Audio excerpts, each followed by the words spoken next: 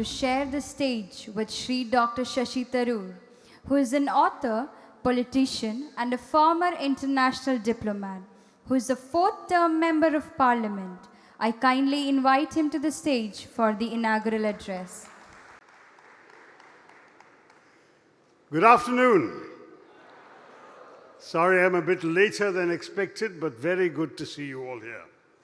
His Holiness Moran More Samuel Theophilus Metropolitan,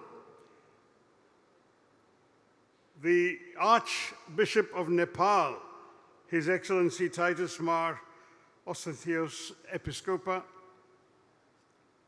my dear friend and colleague in Parliament, Shri Anthony, Member of Parliament for this district, Pathanamthitta,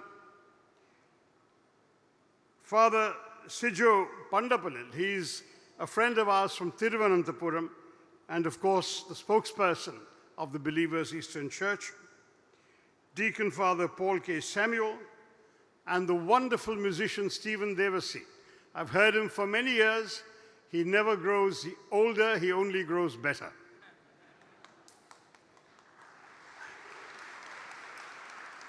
And above all, the young people on the stage and in the audience, the young members of the Believers Youth Festival.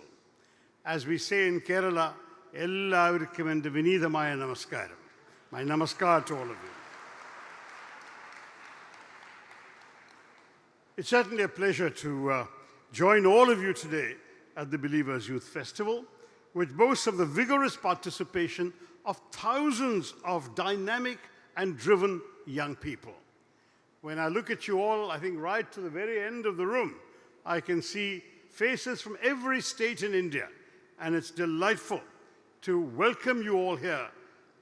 You're in many ways the custodians of India's future. It is actually your country. You are now the majority in India. Those under 25 are the majority of the population of India, and the rest of us are only holding it in custody for you. So we really owe you a lot of respect, and having been enriched by the wisdom of the presidential address of His Holiness Moran More Samuel Theophilus, I began to reflect on what advice I might offer to all of you. Because after all, this topic of the anti-drugs campaign I only discovered after getting here. And I had come with a few broader reflections. On drugs, there is little to add to what His Holiness the Metropolitan has said.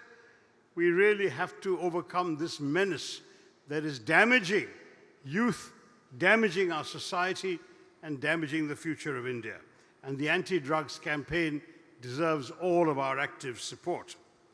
But if I turn my mind to the noble mission of the Believers Eastern Church, I realize that their credo is one I have forever believed, that true faith is as much about action as it is about belief.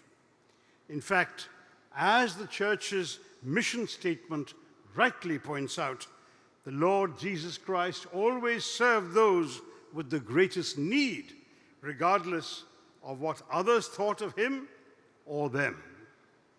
Therefore, as those wishing to translate His universally applicable ethics into reality, we must all do the same. The Church's job is to bring Christ's love to all people in both word and deed, regardless of their caste, creed, religion. A believer in your Believers' Church does not only seek to serve humankind, to better the lives of the impoverished, and to strive to build an altogether more egalitarian and powerful society. But that alone is not enough to be a true devotee of God. Indeed, that is true of all faiths. As in all faiths, sometimes we may interpret the Almighty's message in strictly religious or theological terms, but sometimes we must also see that message in a social light. After all, Jesus Christ served human beings as wholes unto themselves, made of body, soul, and spirit.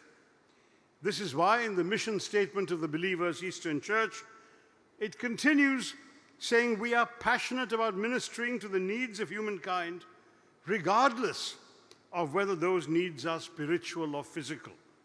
That's why you have a great medical college hospital next door that Father Sidjo has invited me to return to one day.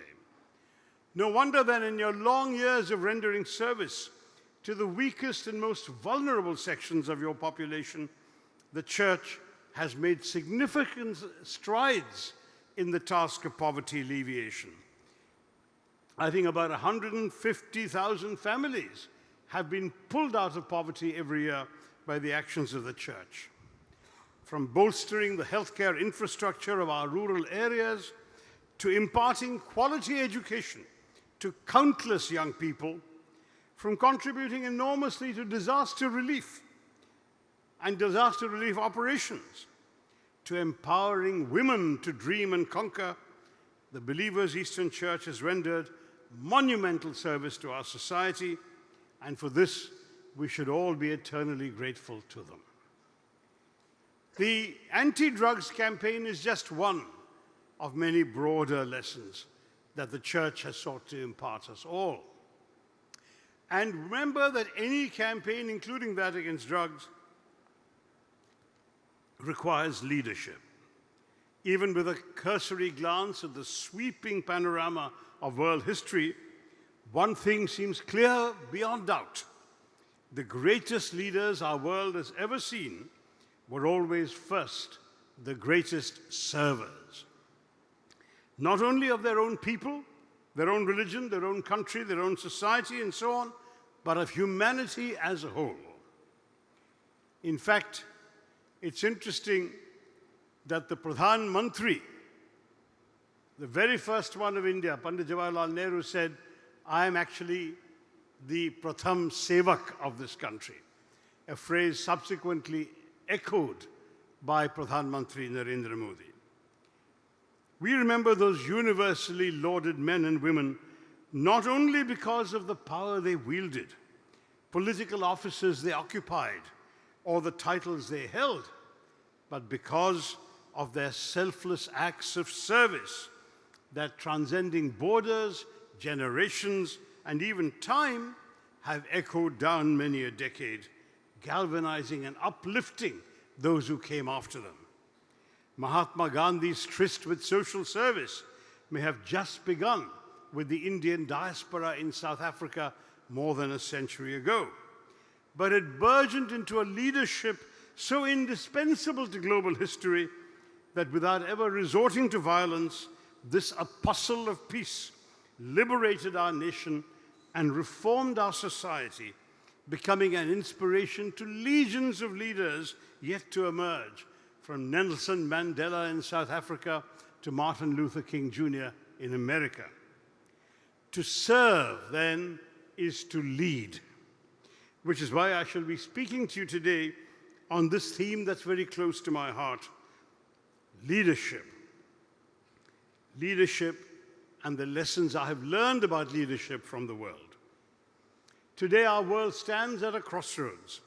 We have entered an age when the certitudes that defined us in the first 2 decades of the 21st century, such as globalization or the primacy of liberal democratic constitutionalism, are fast being challenged and appallingly being rejected by many. This is a challenge we must rise to meet resiliently and innovatively. But before that, in a venue brimming with bright young people from all over India, as well as Nepal and Sri Lanka, you who will sculpt our future, I believe we must ask you all to realize how meaningful change can be brought about by all of you as leaders. Today, the greatest tragedy of our world is that we have become used to human suffering. We have grown indifferent to it. We see it every day in the newspapers and the TV screens. We get numb to human suffering. So long as the clouds of gloom don't cast their shadows upon us, we remain unbothered, impervious to the fates of others whose lives, by catastrophes, either natural or man-made, have been upended perhaps irreversibly. Today we live in an era where our societies are increasingly becoming fractured, where questions of identity and ideology are driving us farther away from each other. Today, the world over, we're in abject need of leadership that can once again empower us to realize our true potential, of which we are capable only by standing united. The state of the world, where borders are becoming more rigid, vulnerable communities are facing more marginalization, and the notion of us versus them is attaining an alarming importance. All these are aspects that I believe clearly demonstrate a certain crisis of leadership that is being experienced across the globe. Even so, I would stress that the future of leadership will and must be global. You must all become global leaders, not just Indian leaders. This may seem an obvious point to make for a former United Nations official like myself, but it's in fact true for everyone, and even at a more trivial level. After all, the forces of globalization are inexorably transforming the world, and the information technology revolution, dizzyingly accelerated now by artificial intelligence, brings to our breakfast tables and our living rooms, to our computers and our mobile phones, snippets of information and glimpses of events from every corner of the globe. These are forces of convergence which have made the world one village, one market, one audience. Paradoxically, these have been accompanied by forces of divergence, acts of terrorism, the unmitigated spread of climate change, cultural and economic backlash against the liberal world order, civil and political strife and conflict, a burgeoning refugee crisis, not to mention a host of developments abroad which cause concern, such as Donald Trump's potential return to the White House, the white supremacy and conservatism it promises to spawn, the world's indifference to the suffering of ordinary Palestinians, and the international community's inability of the United Nations to hold the powerful countries to account. All of these are factors pulling us away from each other. Therefore, even as we accept the reality of an interconnected world and the need for leaders in the 21st century who cannot afford the delusion of ignoring the rest of the planet in anything they do, it seems clear that we also need leaders who are capable of operating in a world of contradictory forces. Let us not forget that 9/11 made clear the old cliché about our global village, for it showed that a fire that starts in a remote, dusty cave in one corner of that village can melt the steel girders of the tallest skyscrapers at the other end of the global village. Today, it's fair to say that even those countries that were felt insulated from external dangers by their wealth, their strength, or distance, now fully realize no one is exempt. The safety of people everywhere depends not only on local security forces, but also on guarding against terrorism, warding off the global spread of culture, of pollution, of diseases, of illegal drugs, and of weapons of mass destruction, on promoting human rights, democracy, and development.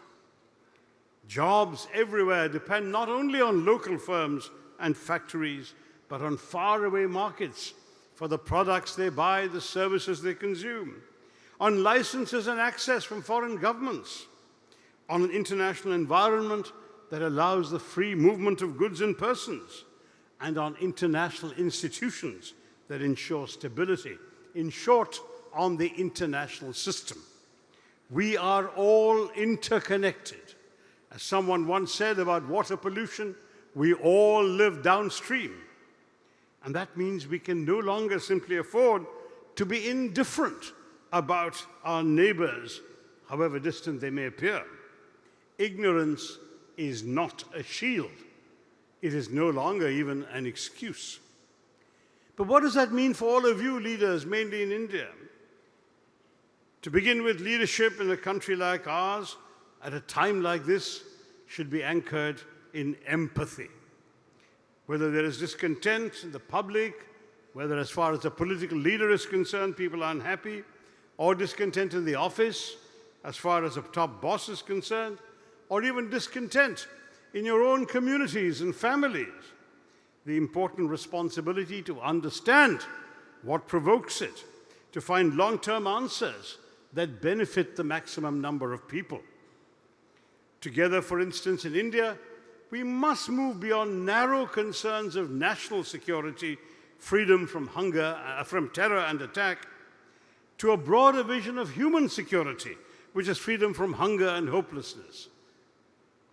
Of a world where everyone has food, clothing, shelter, where democracy reigns, where people's creative and entrepreneurial energies are free to assume whatever shapes you desire, where human rights are upheld and the environment is protected.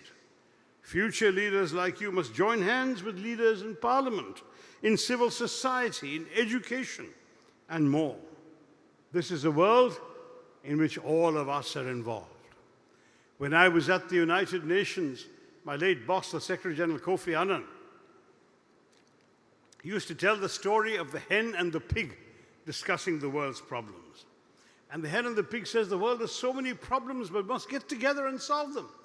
And the pig says, look, you're only a hen, I'm only a pig, how can we solve all these problems? And the hen says, it's very simple. You take the problems one by one, you can solve them. The pig says, how? So the hen says, take world hunger. So many children are hungry. And the hen says, we can solve that. I provide the eggs and you provide the bacon. And between us, we'll get hunger solved. So the pig thinks for a minute and says, aha, you provide the eggs and I provide the bacon. So yours is a contribution. Mine is total commitment. Now, when you think of it that way, all of us have to be prepared to be the pigs in the story. Some will only make a contribution from outside. Some have to be in the arena, being the pigs, making the sacrifice, and that is a job for all of us. Especially, I look at the young priests here. They have a role to serve by giving their total commitment. Mahatma Gandhi said, you must be the change that you wish to see in the world. In your own lives, in your own actions, you will need to display your engagement with the serious problems around you in both your local and global spheres, and however much you can do, you must resolve to do them. This also means that leadership in a clamorous, chaotic democracy like ours must embrace diversity. Different perspectives are embedded in our democratic ethos, just as they are in your everyday lives. And there's always scope for misunderstanding. Very often what you understand depends on what your assumptions are, and your assumptions may be different from somebody else's assumptions. Two of us can hear the same sets of facts and come to different conclusions. What's important is for leaders to look beyond the obvious, beneath the surface.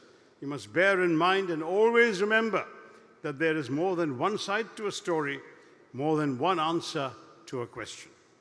Only a leader can spot that. But this also means that you leaders of the future must be prepared to operate within the innumerable paradoxes of our society. The old joke about India is that anything you can say about India, the opposite is also true. We like to think of ourselves as an ancient civilization, but we're also a young republic, prone to making mistakes. Our IT experts and entrepreneurs breeze boldly through the 21st century, but much of our population seems to live in each of the other 20 centuries. And quite often the opposites coexist quite cheerfully. I don't know how many of you saw on your mobile phones or your WhatsApps an image from the previous Kumbh Mela, not the last one, the one before that. You know the Kumbh Mela where Hindu pilgrims gather all together in Allahabad. And in this Kumbh Mela, there was a photograph going around of a pilgrim, a Hindu sadhu, naked sadhu with ash-smeared forehead, Rudraksha mala around his neck. And this gentleman with his scraggly beard and his eyes staring away into the distance could have been a timeless photograph from National Geographic of Hindu otherworldliness. But what's interesting about this photo was that in this photo, this naked Hindu sadhu, looking into the distance, was chatting away on a mobile phone. That was the contradiction that made the photo so famous and so special. I even wanted the publishers of my then book, when that photo came out, The Elephant, the Tiger, and the Cell Phone, to actually use that photo on the cover. But they said, oh, it's already a cliche. Yet a cliche is a cliche because it's true. And that photo captured for me the paradox of India, where a holy man in the traditional non-clothing, bearded attire of an ancient sage can be chatting on a mobile phone. That is India. And we therefore need new leaders who can embrace both that old sage and his mobile phone and learn to think out of the box. Some leaders, some political leaders, don't really lead, they follow. They see what the public wants and they run after it. But I do want to say to all of you that that's not the only kind of leadership there is. Very often, you have to look beyond what the public wants. You have to make the public want the right thing. And that is where your true leadership comes. It's true that Jawaharlal Nehru and Sardar Patel were Mahatma Gandhi's followers. So they had to understand Mahatma Gandhi and why he was such an inspirational figure. But equally, they had to lead their people into a post-Mahatma Gandhi future. Take another American example, Abraham Lincoln, one of the greatest presidents of the United States, who led America through a terrible civil war. He managed to keep his country united. But what was striking, he abolished slavery, and then around him, in his own cabinet, he had his political adversaries, not only his allies. Those who had contested against him for the Republican Party nomination in 1860 became his cabinet members. Those who had opposed him for the Democratic Party, he put them into his cabinet also. Many of these men were more educated and enjoyed greater prestige than Lincoln himself.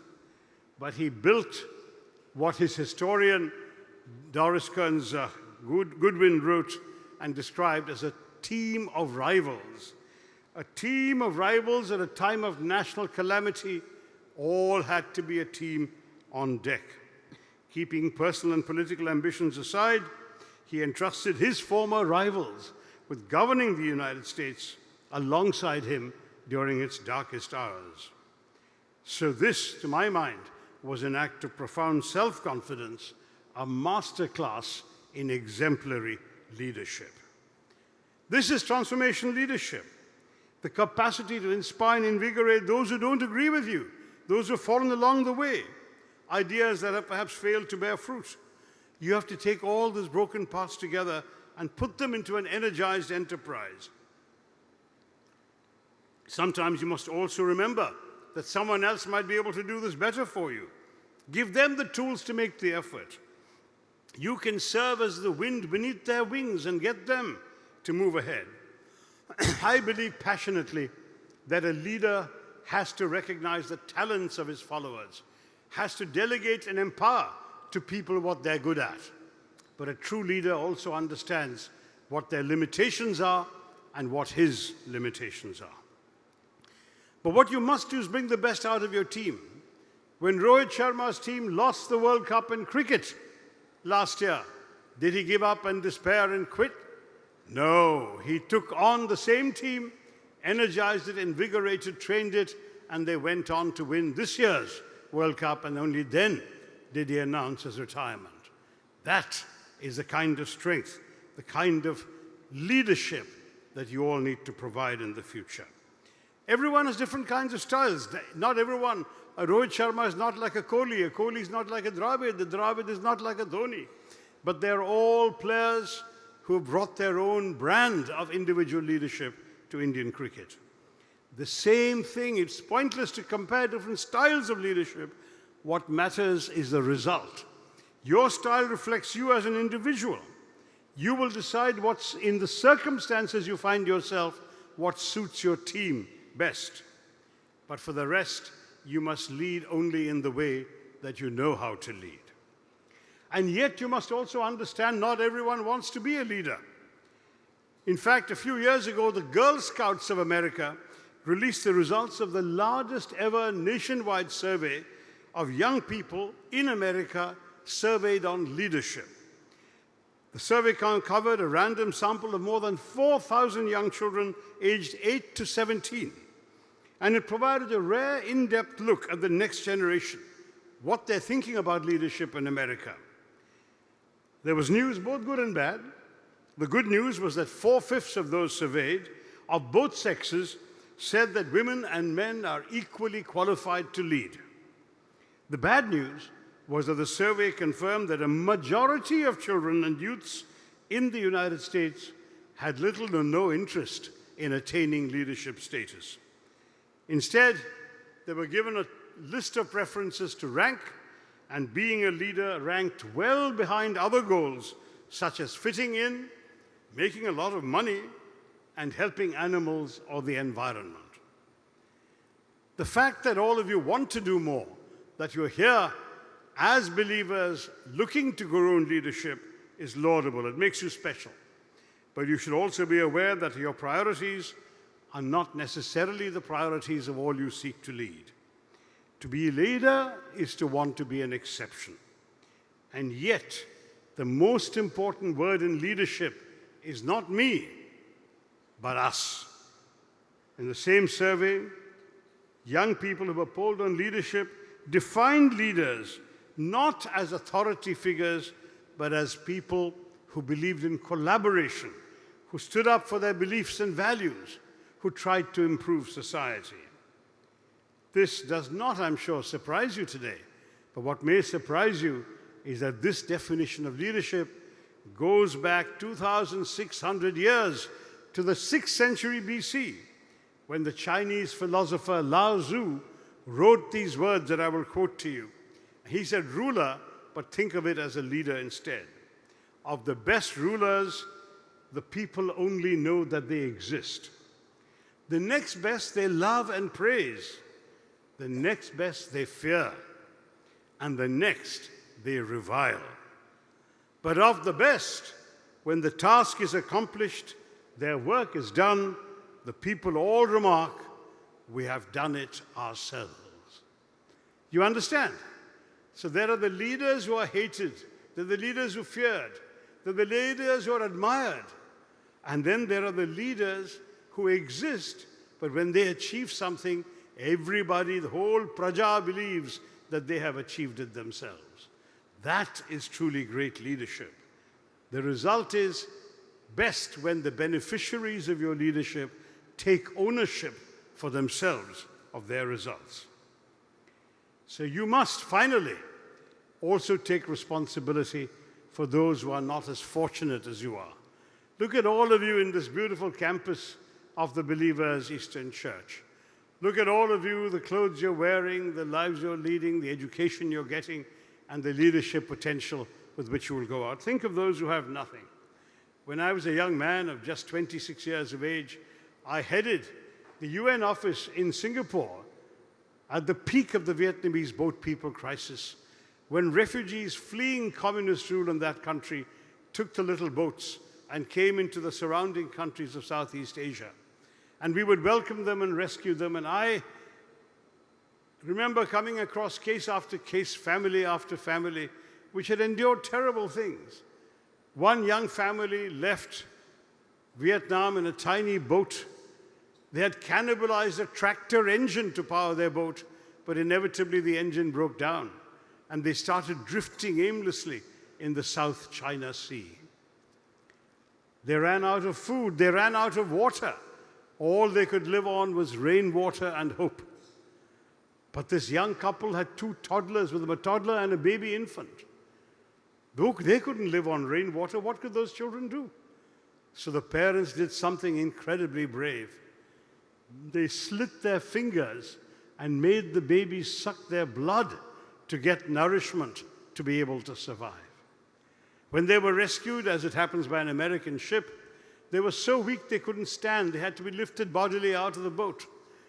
When they came into the port of Singapore, my staff and I broke every rule in the book to try and get them through customs immigration into a hospital, into intensive care. And yet to see that same family a few months later, healthy and well-dressed and embarking on new lives, this time in the United States, that offered the kind of satisfaction that very few jobs in the world can offer.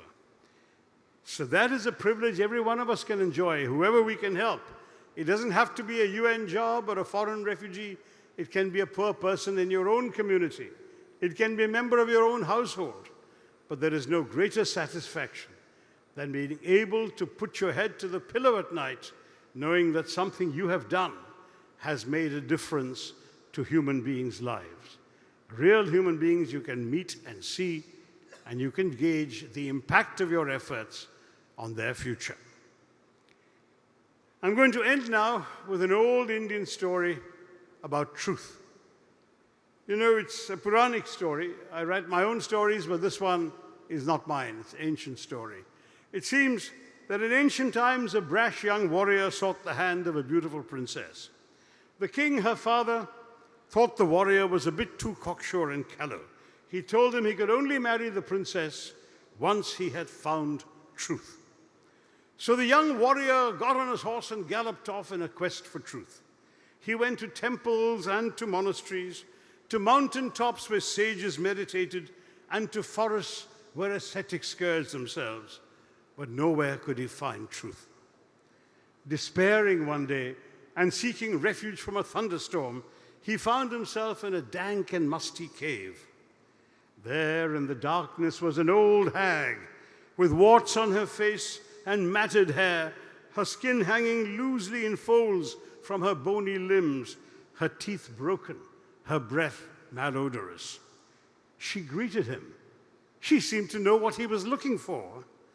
They talked all night, and with each word she spoke, the warrior realized he had come to the end of his quest. She, this old lady, she was truth. In the morning, when the storm broke, the warrior prepared to return to the palace to claim his bride. Now that I have found truth, he said, what shall I tell them at the palace about you? The wizened old crone smiled. Tell them, she said, tell them that I am young and beautiful. So truth is not always true, but that does not mean that truth does not exist. For India's national motto, Satyameva Jayate, says, truth alone triumphs. But it can be understood in countless ways. After all, we're home to at least 1.45 billion truths. So I would frankly and strongly urge you all to find your own truth, to strive to live up to your truth. And that, in my view, is the simplest prescription for able leadership, whether in the fight against drugs or in the fight for a better tomorrow. As I conclude, I should like to thank once again the Believers Eastern Church, their Metropolitan, His Holiness Moran Samuel Theophilus, for inviting me here to speak at the Believers Youth Festival. Long may the Believers Eastern Church continue serving our society, inspiring all of us to follow their example, interacting with such bright youngsters as yourself, with your infectious laughter, your applause, your zest for life, always reinvigorates me, and today was no different. I sincerely hope that all of you will mull over what I've had to say and go on to mold the future of our country and your country and the world. With that, thank you all very much. Wish you the best of luck in the rest of this festival. Jai Hind!